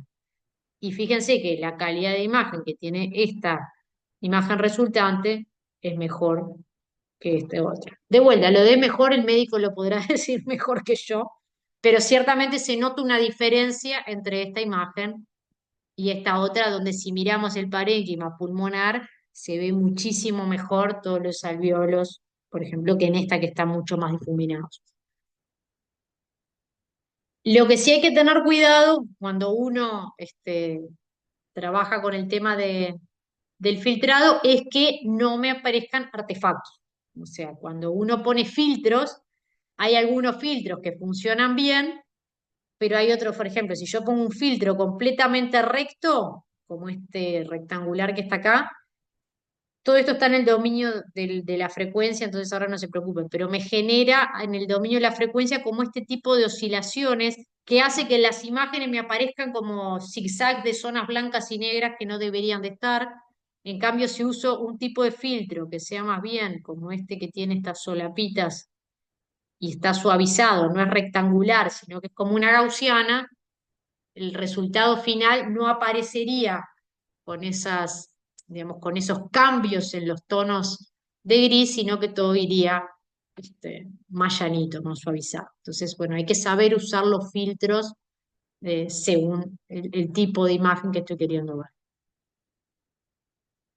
Y de vuelta, acá otro tipo de filtro que se puede usar, que es, por ejemplo, para disminuir el rango dinámico de la imagen. O sea, si yo me tomo, o sea, tengo una imagen y tomo un perfil y utilizo lo de la sustracción de máscara, que sería hacer esta máscara invertida y sustraerla al original, si yo vuelvo a tomar a la misma altura el mismo perfil, el rango dinámico, o sea, la diferencia, todos los tonos de grises que están mostrados ahora son, la diferencia de los tonos de gris es más pequeño que con relación a la imagen original. O sea, fíjense que acá paso de blanco a negro y acá paso de gris claro a gris oscuro. Entonces, reduje el rango dinámico de la imagen haciendo una sustracción con una máscara. Bien, pasemos al ruido, y capaz que déjenme ver, eh, no, capaz que simplemente introduzco el concepto de ruido y dejamos por acá. Eh, Otra de los parámetros de calidad de imagen que van a estar, que ya habíamos comentado, que van a estar vinculados a la pérdida de calidad de imagen es la presencia de ruido. Entonces, si vemos esta imagen de juguete, ¿no? De vuelta, acá tengo una imagen que se hizo digitalmente, tengo un tono de gris más claro que el tono de gris del fondo, y en principio todos los valores de píxela dentro de este círculo son iguales. Y todos los valores de píxel del fondo entre sí son iguales. No hay ruido. Sin embargo, en la realidad eso es imposible de que exista. Si yo voy a las imágenes con rayos X, siempre hay por detrás una estadística de Poisson que domina el fenómeno de emisión de rayos X, y siempre voy a estar supeditado a tener ruido en las imágenes, y la presencia de ruido lo que me genera es esa especie de moteado que se presenta alrededor de toda la imagen. Y fíjense que, en este caso, de vuelta, artificialmente se agregó un ruido gaussiano uniforme a la imagen, pero en la medida que aparece ruido en esta imagen respecto a la anterior, ya podemos ir intuyendo que el target cada vez se diferencia menos del fondo. Y si sigo incrementando el nivel de ruido, que en la práctica podría ser, si uso digamos, si utilizo un equipo de rayos X usando menor cantidad de fotones para la adquisición de la imagen, pues el ruido aumenta, el moteado aumenta, y la cantidad o la capacidad, mejor dicho, de discriminar el objeto del fondo cada vez se vuelve más difícil. O sea, en la medida que, a pesar de tener o sea, yo partí de una imagen con un buen contraste del objeto, podríamos decir, yo no cambié de acá para acá el contraste del objeto. O sea, créanme que originalmente los tonos de grises no cambiaron. Lo único que hice fue agregarle ruido, artificialmente en este caso, y cada vez me cuesta más distinguir el objeto del fondo. Acá todavía se distingue principalmente por el objeto grande que estoy buscando. Pero imagínense que si estoy buscando objetos muy pequeñitos, como puede ser una microcalcificación, un nódulo pulmonar, una fracturita o una fisura en un hueso, pues el tener ruido me puede implicar que se me dificulte hacer un diagnóstico. Y en general el tipo de ruido que se va a visualizar en las imágenes puede ser lo que se llama ruido no correlacionado o ruido correlacionado. O sea, si se fijan, el moteado de la imagen claramente en esta no es como en esta. O sea, acá parece haber como una especie de estructuras, mientras que acá se ve bien como un ruido aleatorio que no tiene ningún tipo de patrón de un punto respecto al otro. Entonces, en este caso del ruido no correlacionado, acá habría un objeto que estoy queriendo distinguir, que todavía se puede distinguir. Acá estaría el mismo objeto, pero sometido a un ruido correlacionado. Acá se dificulta aún más la capacidad de poder visualizar el objeto. Entonces, eh, esto de ruido no correlacionado o ruido correlacionado, de alguna manera también se le llama ruido blanco o ruido de color. A este caso es el ruido blanco, en este caso es el ruido de color. Tiene mucho que ver, por un lado, con si el ruido de un píxel depende del ruido de los vecinos. En general, en una imagen planar de radiología eso no pasa. O sea, lo que llega a un detector en principio no depende de lo que le llega al detector vecino. Pero en una imagen de tomografía, donde yo tomo proyecciones y después reconstruyo, los píxeles de mis vecinos me afectan, porque cuando hago la reconstrucción, lo hago en función de la información que obtengo de toda la proyección o de todas las proyecciones que obtuve.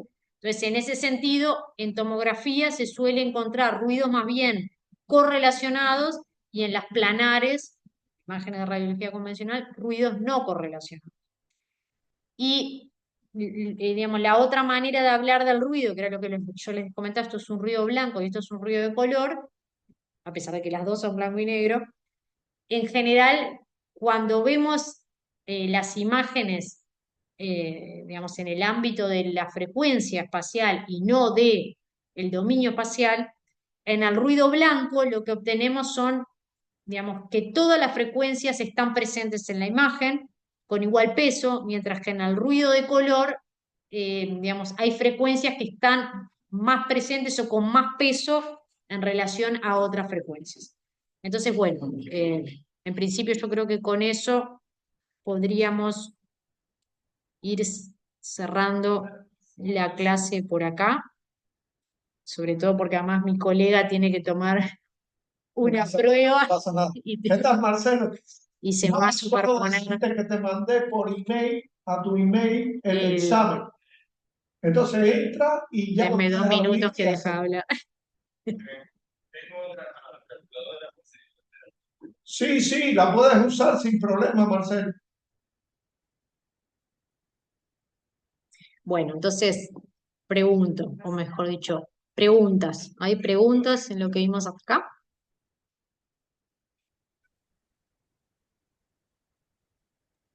A ver, En el momento no tuve ninguna, pues, pero ni capaz siquiera que saben si saben Espere que bien me voy a poner, auriculares. saben el concepto de periodo de semidesintegración, pues casi que por lógica sacan cuál es el valor. No tienen ni que hacer el, el número. Y esa es la idea. Y esa es la idea. Bueno, si quieren hacer el número, lo van a comprobar.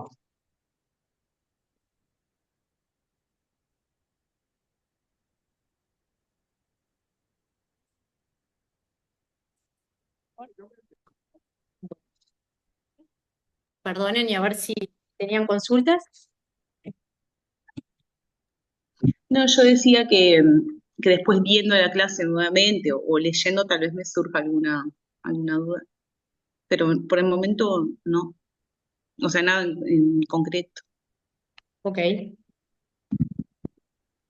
Una consulta, ¿los datos ustedes pueden sacar como, así como nosotros tenemos Cálculo Sonics o los equipos abiertos para tomarlos crudos, o solamente pueden aplicar los filtros que tiene, que ya vienen predefinido el equipo? Eso depende de que, o sea, en general en los hospitales hoy en día, que hay pocos físicos médicos trabajando, las imágenes que suelen mandar al PACS suelen ser ya las que están filtradas. O sea, el licenciado toma, o sea, hace la adquisición de la imagen, la Ujú. revela o el detector digital directo ya genera una imagen digital y el licenciado, con su experiencia clínica, llamémosle, retoca y hace el Photoshop. Y eso es lo que suele pasar al PACS, sobre todo por un tema de espacio de disco. Porque si se acuerdan Ah, de lo que hablé la vez pasada, en un mes llenamos varios, o sea, sí, sí, varios sí, varios megas y teras. en un año tenemos teras de información. Sí, Pero uno lo que sí puede hacer es, por ejemplo, los lugares donde hay físicos médicos y se hacen controles de calidad, sí se les pide a la gente del service que les deje pasar imágenes para procesar. O a ah, veces hay un modo en la consola de adquisición que se llama QC, y el modo QC es el único que tiene por defecto el que te permite guardar imágenes crudas. Entonces, para claro, los que solo tendrían sentido en principio, porque el médico en realidad no es después de retocar sí, sobre imágenes crudas. Lo que sí es mm, importante entender es que una vez que el licenciado retoca la imagen y la manda al PACS, si no mandó la imagen cruda, recuperarlo crudo ya fue. O ya sea, fue, o, claro. o Ah, hiciste bien el Photoshop, porque si no, pues el médico no tiene tanto margen de trabajo. Lo ideal siempre sería guardar las dos, porque entonces el claro, médico, si está bien ducho en cuanto a lo que tiene que ver con manipulación de imágenes, puede probar distintas cosas. En la claro, práctica, en general, la opción para guardar imágenes crudas solo está habilitada para el modo QC, porque todas las pruebas de mm, control de calidad suelen hacerse sin filtros, porque los filtros te retocan claro, demasiado y ya perdés trazabilidad e información del detector en sí mismo. Entonces, claro. no suelen estar disponibles para el usuario convencional del ámbito médico, Sí, digamos. sí. La verdad Pero porque no estaba pensado para investigación. exacto, o para control de Claro, calidad. O sea, el físico claro, en general, lo ideal es eso, cuando te instalan un equipo nuevo, por lo menos el físico es decir, déjame, porque a veces lo que le llaman la llave está deshabilitada. O sea, están todas las claro, opciones guardadas, pero la llave vos vas a cliquear y no, no hace nada. claro, no te deja. Hay que decirle al service que te lo habilite. Pero en general tiene Bien, el modo de tener imágenes crudas, eso sí. bien, bien, perfecto. ¿Alguna otra consulta?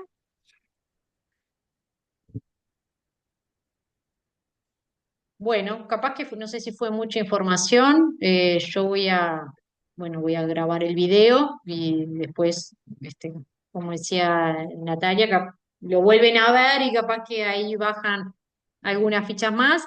Igualmente todo esto, de una forma o de otra, está en el Bushberg, así que si acceden al libro, Sí, sí, impecable. así que si pueden tener acceso al libro y, bueno, nada, repasar de ahí, mejor.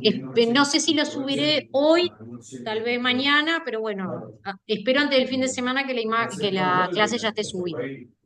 ¿Ok? Bueno, ok.